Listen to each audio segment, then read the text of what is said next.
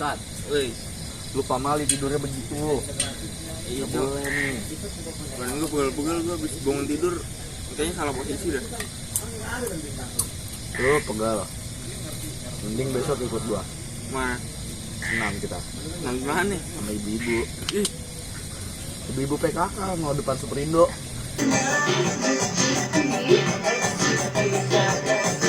Mau nggak lu? ayo dah. Sekali-sekali. Besok ya. Iya. Jam 7 gua jemput. Iya, insya Allah. Udah pasang alarm lu. Ya gampang.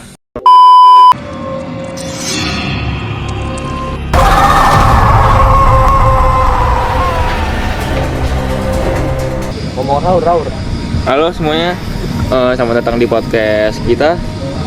Namanya Pole, podcast di Bale. Tapi karena balenya lagi dipakai, jadi kita jadi Poli, podcast di pinggir kali. Oke, langsung aja cekidot. Nah, tanpa basa-basi nih ya, kita langsung to the point ya. Kita bakal ngebahas tentang Sunda, Jawa Barat. Nggak pelapon. Oke, jadi tuh apalagi untuk kayak Sunda, Jawa Barat, terus kayak yang gue tahu ya Kalimantan, itu pasti kayak ada di situ masih kenceng gitu ya. Iya benar. Masih kita. Ya.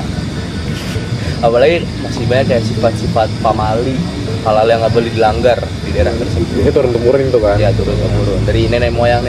Iya benar. Dari Kalau itu dilanggar juga ada risikonya. Iya. mulai dari nenek moyang pun seorang pelaut, kapiten. Oke, Kapiten mah Pak Bura ya. Nah, apa lagi nih? terus ngomong-ngomong tentang pamali nih. Sekarang kita tuh gue pengen nanya lu nih, lu udah nonton film Pamali belum sih? Oh, udah. Udah. Yang mana nih? Yang 2022? Pamali ini kan yang nyeritain apa namanya 2022 yang 2022. Iya, itu yang nyeritain orang melanggar apa aturan daerah sana terus kena malapetaka lah itu intinya. Iya benar. Gimana coba kalau tahu ceritain.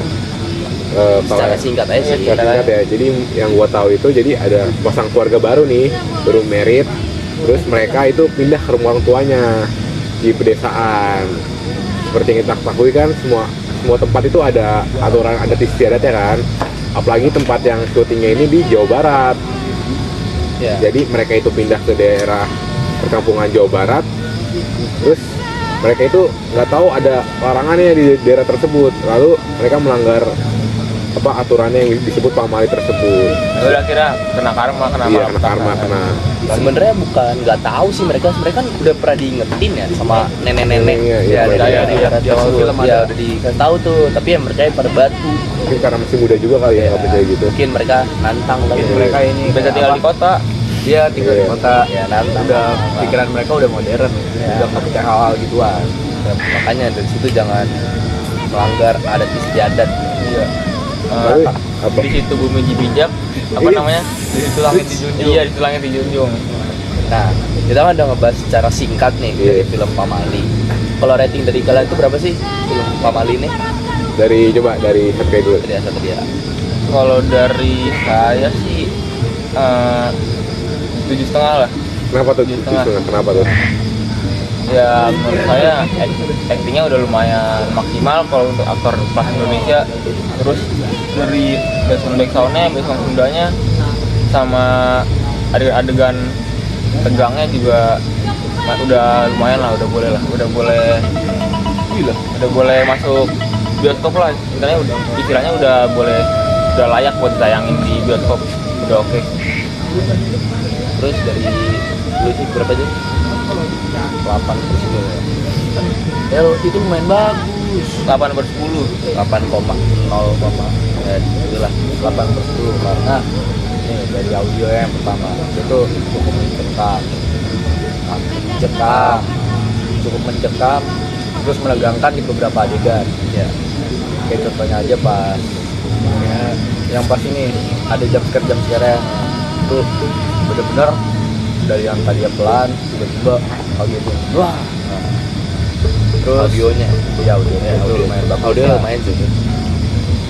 terus dari adegan-adegannya sih ya aktornya itu totalitas Profesional lah ya untuk kalangan film Indonesia, udah penampilan gitu aktor-aktornya.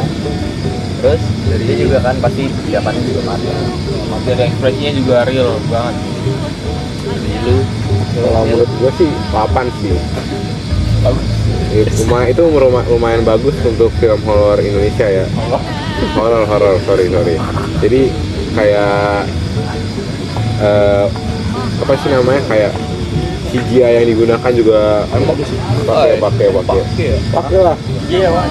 Itu pemain gennya Siapa itu CGI? DJ sih. Udah lanjut. Lanjut, kayak CGI yang digunakan, kayak editingnya kayak itu real banget sih, kayak menggunakan background kayak udara yang keluar terus kayak tulangnya patah kan, ada tuh kan kayak retak itu kayak real sampai buat gua merinding gitu, kayak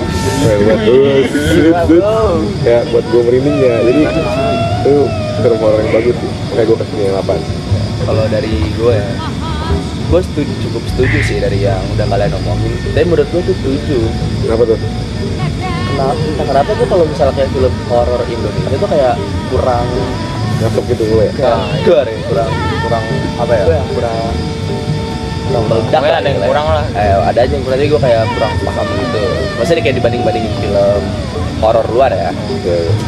Tapi kayak mulai dari aktor, aktris gitu sebenarnya udah bagus sih dari tingkat profesional mereka untuk bikin film ini.